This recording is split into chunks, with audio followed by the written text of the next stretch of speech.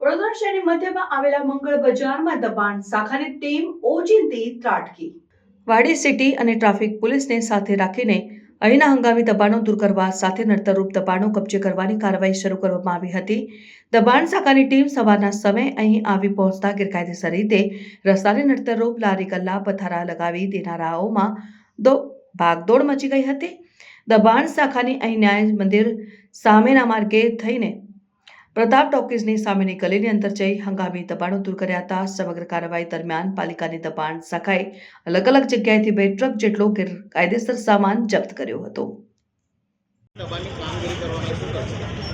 Mandvi gate અને આની આજુબાજુના 4 ગેટમાં ઘણું બધું દબાણ આજે જોવા મળ્યું. તે બાબતે વાડી police station, city police station, Raopura police સ્ટેશનના માણસો તથા ટ્રાફિકના માણસો અને કોર્પોરેશનના સ્ટાફને ભેગા થઈને દબાણ હટાવવાની કામગીરી કરી રહ્યા છે.